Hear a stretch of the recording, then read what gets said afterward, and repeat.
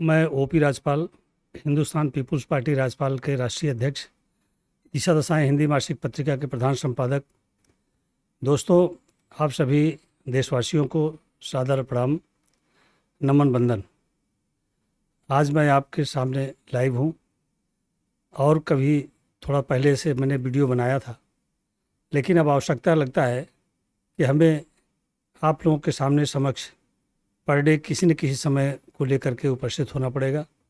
आज जो ज्वलंत मुद्दा है, ज्वलंत मुद्दा शोषण बनाम शोषित। आज शोषण करने वाले लोग मनुस्मृति को सामने रख कर के बात करते हैं और शोषित जो है देश की 90% आबादी, बहुसंख्यक समाज जिसमें पिछड़ा, दलित, शोषित, अल्पसंख्यक सभी जाति, धर्म और क्षेत्र के लोग आते हैं, जिनकी आवश्यकता भारत का संविधान है। बाबा साहब अम्बेडकर द्वारा लिखित संविधान को हम ये मानते हैं कि हम सभी 90% लोग संविधानवादी लोग हैं। संविधानवादी लोगों को आज यूजीसी के माध्यम से हड़काया, चमकाया और धमकाया जा रहा है।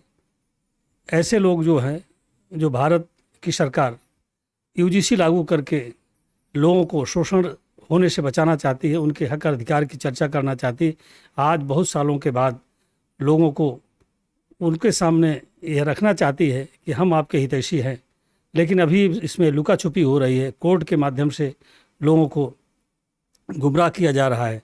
मैं लोगों को आगाह करना चाहता हूं, बहुसंख्यक समाज के लोगों को, कि दोस्तों, आप सब लोगों को एक नारे के तहत घर घर संविधान और जन जन संविधान के तहत भारत का संविधान पढ़ना है, समझना है, लिखना है और जो अनपढ़ लोग हैं उनको पढ़ करके सुनाना है। यही आपकी ताकत है और ये ताकत इतनी बड़ी ताकत है कि एक तरफ मनुस्मृति के लोग आपके सामने शोषण रूपी तलवार लेकर खड़े हुए हैं, दूसरे सामने उस शोषण को बचाने के लिए आपके हाथ में तलवार बाबा साहब भीमराव अम्बेडकर ने दिया है कि ऐसे लोगों को आप संविधान के माध्यम से उनको इतना उनका आप जो है कर सकते हैं अपने बचाव, कि वो लोग आज महसूस करेंगे, आगे की समय में भी महसूस करेंगे कि यह भारत का संविधान उनके लिए भी अच्छा है और हमेशा अच्छा रहा है। आप देखते होंगे जो हमारे साधु महात्मा हैं, यह लोग पूरी तरह से मनुस्मृति को, अपने को संविधान से ऊपर रख करके बात करते हैं कि हम संविधान को नहीं मानते।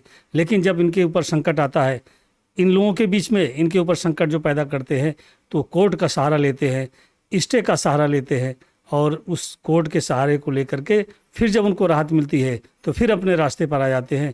मैं ये कहना चाहता हूँ देश के नौजवान साथियों से, बहुत सारे लोगों से, कि आप लोग संविधान को पढ़ें, संविधान को पढ़ाएं और अपने घर में रखें। यही आपकी सबसे बड़ी पूंजी है और सबसे बड़ी ताकत है। ये वरदान के रूप में बाबा साहब ने आपको दिया है।